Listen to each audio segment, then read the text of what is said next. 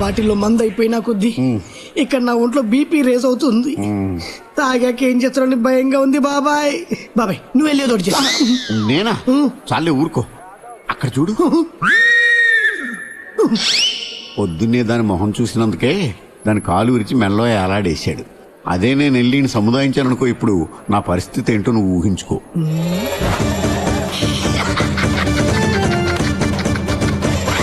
ఏంట్రా అంటున్నావు? నీ పరిస్థితి ఊహించుకుంటే నవ్వొస్తుంది. అంతొద్దమ్మా, నేను ఇంకా నయ్యం డైలాగ్ తోటే సరిపెట్టాను. నువ్వు యాక్షన్ ఓవర్ యాక్షన్ కలిపి చూపెట్టావు. నీ పరిస్థితి ఏంటో ఊహించుకో. ఇదిగో ఈ 5 పైసలు ఉంచుకో. బాబాయ్ తలుచుకుంటేనే నరకం కనిపిస్తుంది.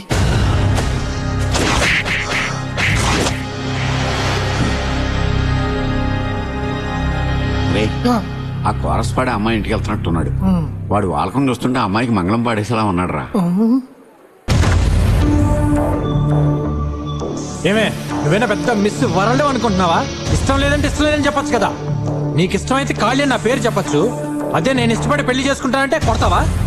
నువ్వేదో ప్రేమతో నా ముఖం మీద విభూతి పెట్టేవనుకున్నానే, కానీ ఇప్పుడు అర్థం అవుతుంది నువ్వు పెట్టింది పంగ నామం అని. స్విచ్ చేసిన తర్వాత మైకును కూడా 1 2 3 అని టెస్ట్ చేసుకుంటానే. అలాంటిది నువ్వెవరో ఏంటో తెలియకుండా పెళ్లి చేసుకుంటాను చూడు, అదే నేను చేసిన తప్పు. నేను ఇక్కడ ఇంత వాగుతుంటే నువ్వేంటి అటు తిరిగి పోషిస్తున్నావు? తిరిగా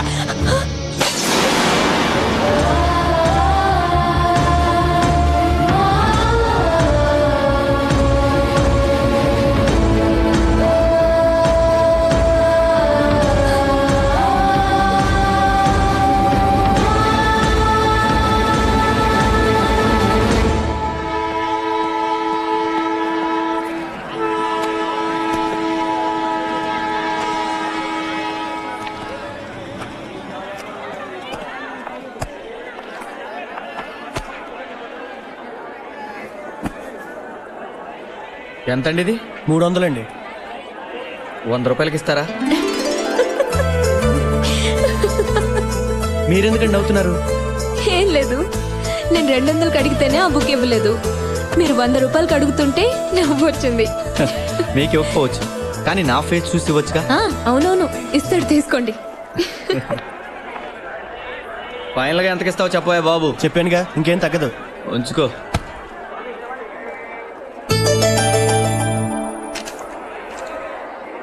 హలో, ఈ టికెట్ మీదా? అవునండి, నాదే. థ్యాంక్స్ అండి. బుక్ చూస్తూ మర్చిపోయాను. టికెట్ కూడా మర్చిపోయేంత ఇంపార్టెంట్ ఆ బుక్ మీకు? రేపు నా ఎగ్జామ్ కి బాగా ఉపయోగపడుతుంది. ఓ అయేసా, అయితే ఆ బుక్ తీసుకోవచ్చుగా. తీసుకోవచ్చు, కానీ 300కి తక్కువ ఇవ్వనంటున్నాడే. అయితే 200కి ఇస్తే తీసుకుంటారా మీరు? సరే, ఆ 200 ఇవ్వండి. మీరు 2 నిమిషాలు తీసుకొస్తా. మీరు వెళ్ళి లోపలికి కూర్చోండి, ట్రైన్ బయలుదేరేలోపు నేను వెళ్ళి తీసుకొస్తాను. ఇదిగోండి మీ బుక్. నేను అంతసేపు అడిగితే ఇవ్వలేదు, మీకెలా ఇచ్చాడు? అదేనండి మన టాలెంట్. దాని సంగతి వదిలేండి. ఈ బుక్ మీకు ఎగ్జామ్లో చాలా ఉపయోగపడుతుంది అన్నారుగా, తొందరగా చదివండి. ఏమండి, అలాగని ఎక్కువసేపు చదవకండి, రేపు మార్నింగ్ ఎగ్జామ్ హాల్లో నిద్రపోతారు.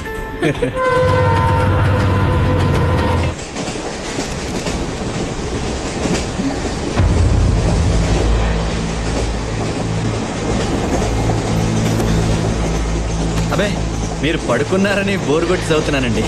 మిమ్మల్ని చూస్తే బోర్ కొట్టి చదువుతున్నట్టు లేదండి. నేను మీలాగే ఐఏఎస్ ఎగ్జామ్ రాయబోతున్నాను. నేను నమ్మలేకపోతున్నానండి. ఈ విషయం దాచాల్సిన అవసరం ఏమొచ్చింది? మీరే అన్నారుగా నమ్మలేకపోతున్నాను, అందుకే దాచాను. మా నాన్నగారు కలెక్టర్ ఆఫీస్లో ప్యూన్గా పనిచేసేవాడు. నేను కలెక్టర్ అవుతానంటే అందరూ నవ్వేవారు, ప్యూన్ కొడుకు కలెక్టర్ అవటం ఏంటి అని. అందుకే నేను ఎవరికి చెప్పుకోను. ఐఏఎస్ అంటే నాకు ప్రాణం అండి. నాలాంటి వాడి బుక్ కొనాలంటే ఎంతో కష్టపడాలండి. ఇందాక మీరు ఇదే కంపార్ట్మెంట్లో హైదరాబాద్ వస్తున్నారని తెలుసుకున్నాక, అట్లీస్ట్ మీరు చదివి పడుకున్నాకని చదువుకోవచ్చని మీ దగ్గర ఉన్న 200, నా దగ్గర ఉన్న 100 కలిపి ఈ బుక్ కొన్నాను. ఇప్పుడు మీరు లేచారుగా, మీరు చదువుకోండి. పర్వాలేదు, మీరే చదవండి. ఓకే.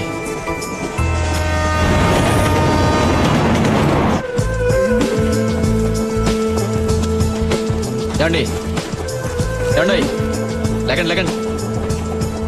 ఏంటండి అలా చూస్తున్నారు? వేరే ఫ్రెష్ డ్రెస్ లో కనిపిస్తుంటే.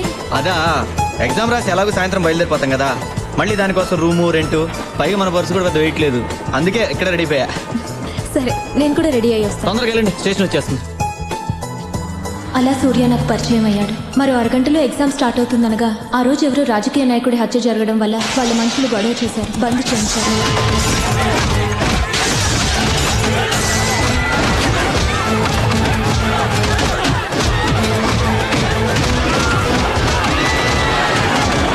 దాంతో మా ఎగ్జామ్ మర్నాటికి పోస్ట్పోన్ అయింది. ఇప్పుడు ఏం చేద్దాం? బయటికి వెళ్ళి ఆలోచిద్దాం. పదండి. సింగిల్ రూమ్ లేదు, ఒకే డబుల్ రూమ్ ఉంది. కావాలా? పర్వాలేదు, అడ్జస్ట్ చేసుకుందాం. సరే ఇవ్వండి. ఇందులో అడ్రస్ రాయండి. రూమ్ 300. 200కి ఇవ్వకూడదు. పర్వాలేదులే. ఆ.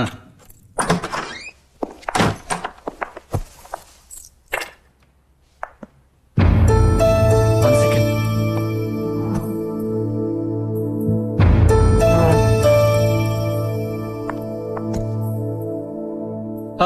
ఏదోటి లక్కీగా రూమ్ దొరికింది.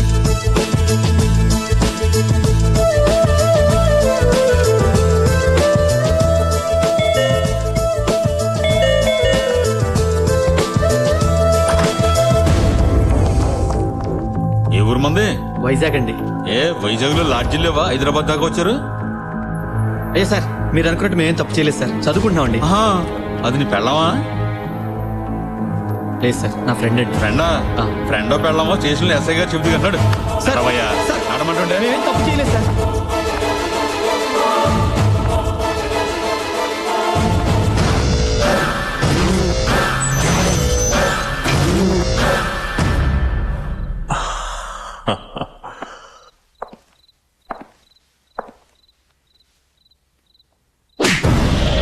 మరో పనేం లేదరా మీకు? ఇడియట్స్.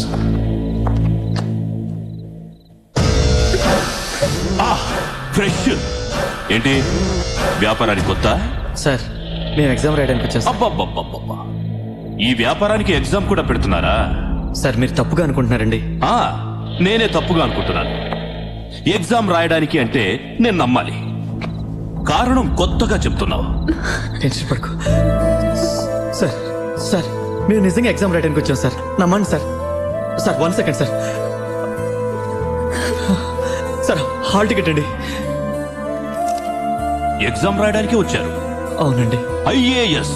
అవును సార్. నాకే బాస్ అవ్వాలనుకుంటున్నావా? ఇలాంటి దొంగ హాల్ టికెట్స్ ఎన్ని కావాలరా నీకు?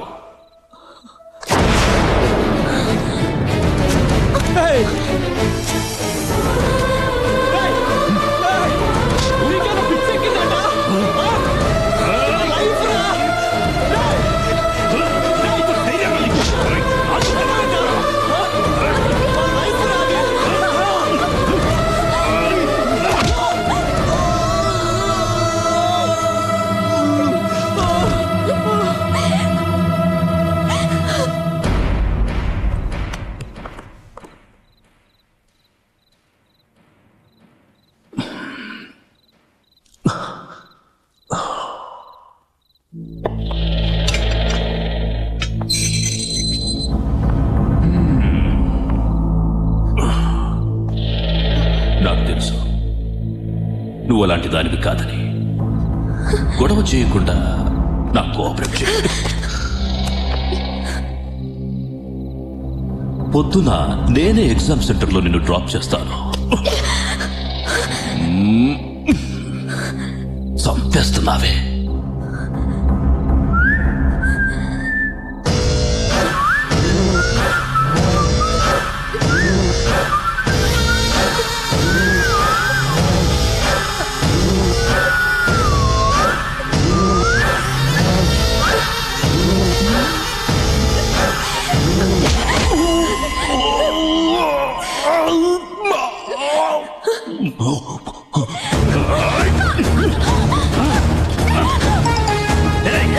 ఫోటోగ్రాఫర్ని పిలవండ్రా.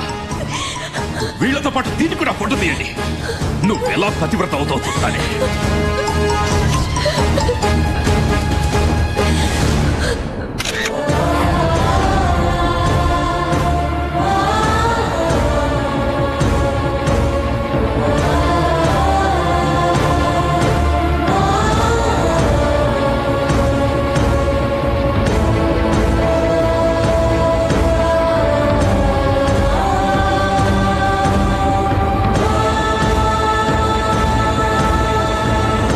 వ్యభిచార నేరారోపణ కింద అరెస్టు చేయబడిన జ్యోతి సూర్యలు తాము చెప్పుకుంటున్నట్టుగా సివిల్స్ పరీక్షలకి హాజరు కావడానికే వచ్చారని నిరూపణ అయింది.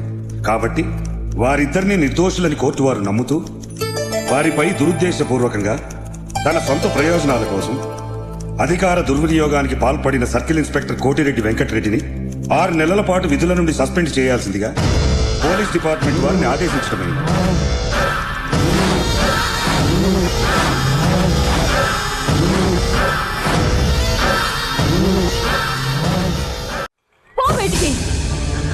నీ నిర్వాకం పేపర్లో వచ్చిన దగ్గర నుంచి ఈ వీధంతా మా మొహాల మీద ఉమ్మేస్తున్నారు. నేనేం తప్పు చేయలేదు పిన్ని.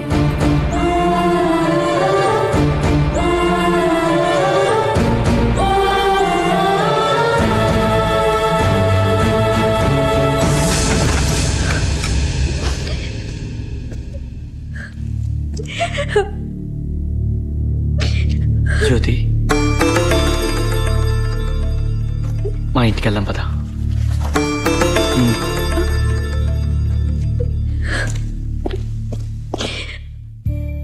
చూడమ్మా, జరిగిందంతా మర్చిపో. అదే తలుచుకుని బాధపడద్దు. నిందలు వేసేవాళ్ళు నోళ్ళు మూయటం చాలా కష్టం. ఈ లోకంలో చెడు చెప్పుకునేంత తొందరగా మంచి చెప్పుకోరమ్మా. నీకు ఎవరు లేరని బాధపడకు. మేమంతా ఉన్నాం కదా, ధైర్యంగా ఉండు. ఇవాళ నుంచి నువ్వు మా ఇంట్లో మనిషివేనమ్మా.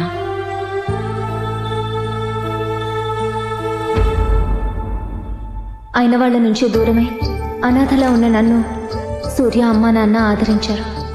ఆ రోజు నుంచి నేను వాళ్ళ కుటుంబంలో ఓ మనిషిని అయ్యాను. జ్యోతి, ఈ అప్లికేషన్ ఫిల్ చేయి. కలెక్టర్ అవడమేమో కానీ కోచింగ్ సెంటర్లో అప్లికేషన్ తెచ్చుకోవడానికి పెద్ద కష్టమైపోయింది. ఇదేంటి ఒక అప్లికేషన్ తెచ్చా? ఒక ఇంటికి ఒక కలెక్టర్ సరిపోరా? సూర్య, జోక్ చేయొద్దు. నేను సీరియస్గా అడుగుతున్నాను. నువ్వు ఎలా అడిగిన నిజం ఒకటే జ్యోతి. అప్లికేషన్ తేవడానికి ప్రాబ్లం ఏం లేదు, కానీ మనలో ఒక్కళ్ళు మాత్రమే ఐఏఎస్ చదవగలం. ఇప్పుడు మా ఫ్యామిలీ ఉన్న పరిస్థితుల్లో 2 ఐఏఎస్ చదవడం కష్టం. ఎంతో కష్టపడితే కానీ అప్పు దొరకలేదు. ఆ డబ్బుతో 2 చదవడం కష్టం. అందుకే నీకు మాత్రమే అప్లికేషన్ తెచ్చాను. అయితే ఆ డబ్బుతో నువ్వే చదవచ్చు కదా. నేను చదివితే స్వార్థం అవుతుంది. అదే నువ్వు చదివితే నిన్ను ఇంటికి తీసుకొచ్చినందుకు ఒక అర్థం ఉంటుంది. సో నువ్వు చదవాలి, దానికోసం నేను జాబ్ చేయాలి. కానీ నువ్వు ఐఏఎస్ అవ్వాలని ఎంతో ఆశపడ్డావు కదా. కరెక్టే అనుకో. అయినా నువ్వు చదివితే నేను చదివినట్టేగా. నేను చదివితే సూర్య ఐఏఎస్ అని నా పేరు పక్కన మాత్రమే ఐఏఎస్ ఉంటుంది. అదే నువ్వు చదివితే జ్యోతి సూర్య ఐఏఎస్ అని 2 పేర్లు కలిపి ఉంటుంది. అంటే నీతో పాటు నేను ఐఏఎస్ఏగా. జ్యోతి, నీ లక్ష్యంతో పాటు నీ జీవితంలో కూడా నీ తోడుగా ఉండాలని నిర్ణయించుకున్నాను.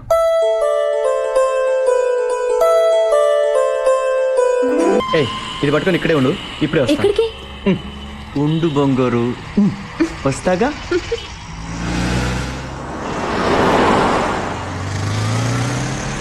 సీను, నేను చెప్పింది రెడీ అయిందా? రెడీ అయింది సార్. ఇవ్వు.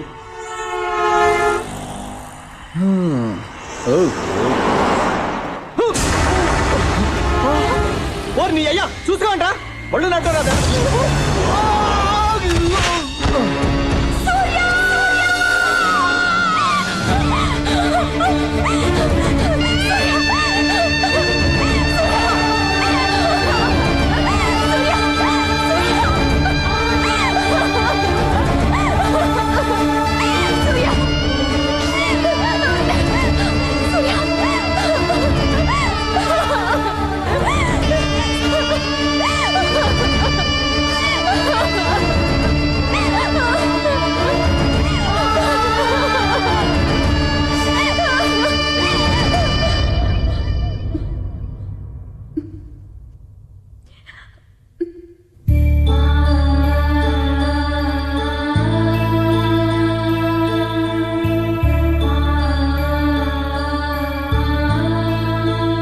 సూర్య ఈ లోకంలో లేకపోవచ్చు, కానీ నా మనసులో బతికే ఉన్నాడు.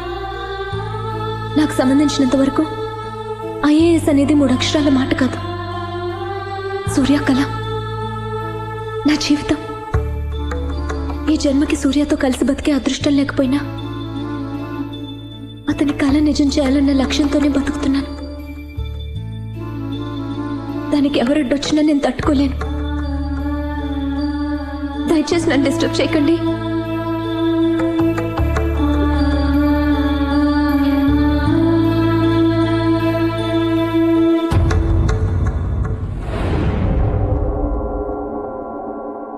ఖాళీని వేసేయడానికి కరెక్ట్ అయిన మనిషిని తీసుకొచ్చాను. ఎవడు వాడు? ఏరా వెటకారంగా ఉందా? కండలు జరిగిన రాయలసీమ రవే హాస్పిటల్ నుంచి డిశ్చార్జ్ కావడానికి 4 రోజులు పడుతుందన్నారు. అస్థి పంజరానికి బట్టలు వేసినట్టున్నాడు వీడు. బయటికి తీసుకెళ్ళండి రా, గాలికి వాడే ఎగిరిపోతాడు.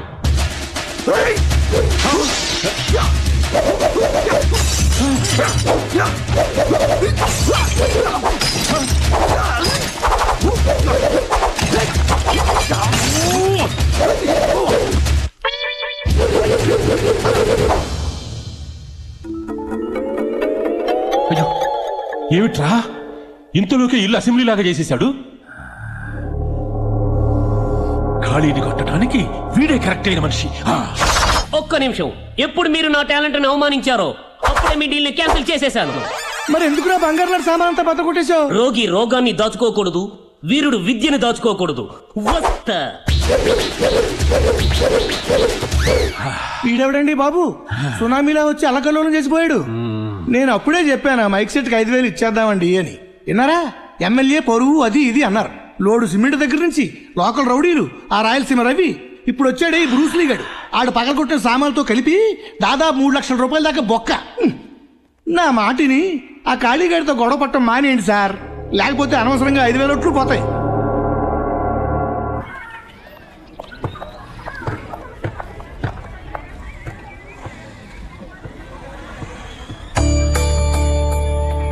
ఇక్కడ ఎవరైనా ఉన్నారా? ఏమోనమ్మా, అతనే వేశాడు కర్చీఫ్.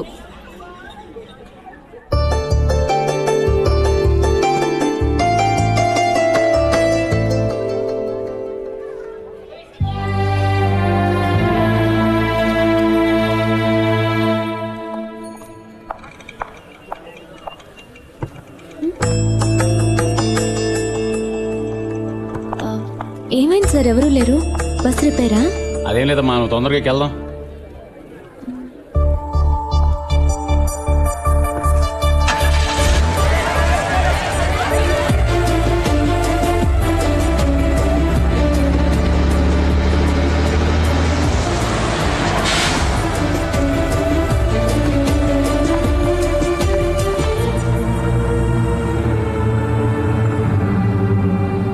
ఏంటి ఖాళీ ఇది?